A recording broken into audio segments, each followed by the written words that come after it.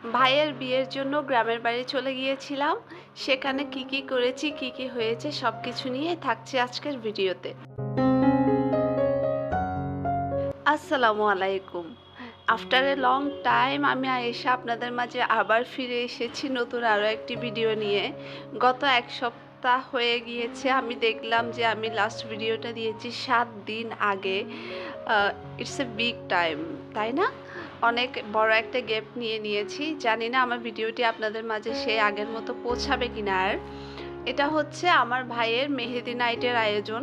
আমাদের গ্রামে যেটা হয়, মেহেদির দিন রাতে পুরো এলাকার সবাইকে খাওয়াতে হবে, তো তারই প্রিপারেশন চলছে। এখানে একটা মহিলা এসেছে যিনি আদা রসুনগুলো বাটছিল।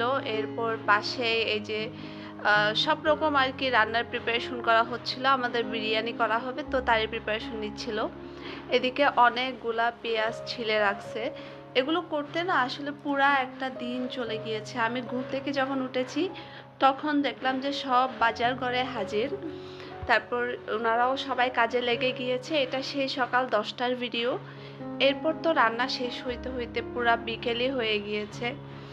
দুপুরে খাওয়া দাওয়া করে আমি শুয়ে গিয়েছিলাম। ঘুম থেকে উঠে দেখি ও মা, রান্না তো হয়ে যাচ্ছে। তো ভাবলাম যে একটু ভিডিও করে নিই তাড়াতাড়ি করে। এখানে মাংস রান্না হচ্ছিল, পাশেরটাতে কি হচ্ছিল ভুলে গেছি।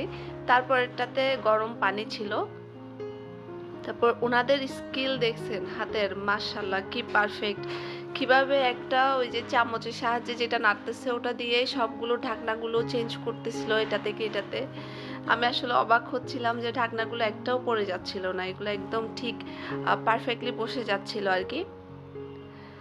তারপর এখানে চাল দিয়ে দেয়া হয়েছে, তারপর পরিমাণ মতো পানি দিয়ে দেয়া হয়েছে, ধনিয়া পাতাও দিয়ে দিল।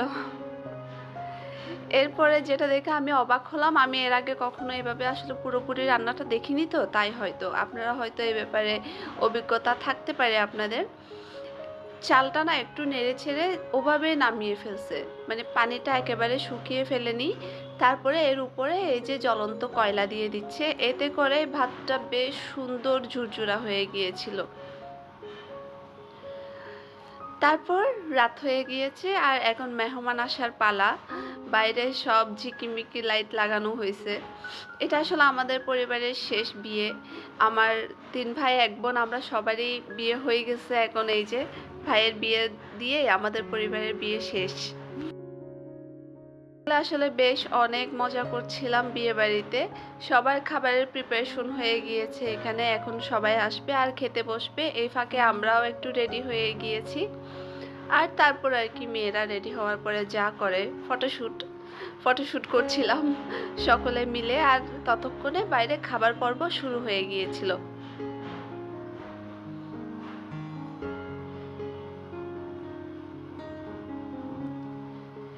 এই যে এখান থেকে বিরিয়ানি নিয়ে সবাইকে সামনে সার্ভ করা হচ্ছিল, আর আমার কাজ হচ্ছে ঘুরে ঘুরে সবগুলো একটু একটু করে ভিডিও করে নেওয়া।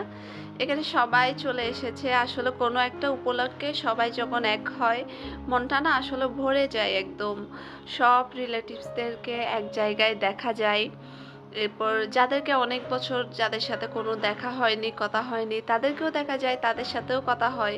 বা বাবা বাড়ি এলেও তো সবাইকে দেখা হয় না, পাড়ার সবাইকে। ছেলেরা বাইরে খাচ্ছিল আর মেয়েরা ভেতরে খাচ্ছিল।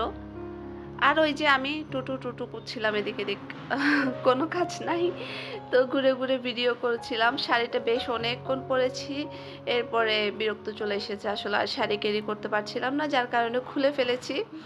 এরপর খেয়ে দিয়ে বসেছিলাম, যে আসছে হাই হ্যালো করছি, এতটুকুই।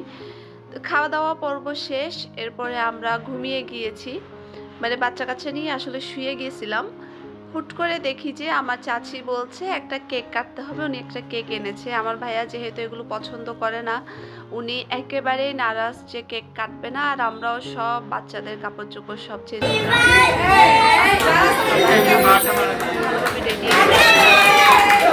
বাট ভাইয়া বললো যে উনি কোনো কিছুই করবে না, যার কারণে আমরা সব চেঞ্জ করে ফেলেছি। বাচ্চাদের কাপড় দেখেন একদম পাঞ্জাবি খুলে একদম ফর্মাল হয়ে গেছে। যাই হোক, এই ছিল মেহেদির ব্লগ। আজকে বিদায় নিচ্ছি। আল্লাহ হাফেজ, আসসালামু আলাইকুম।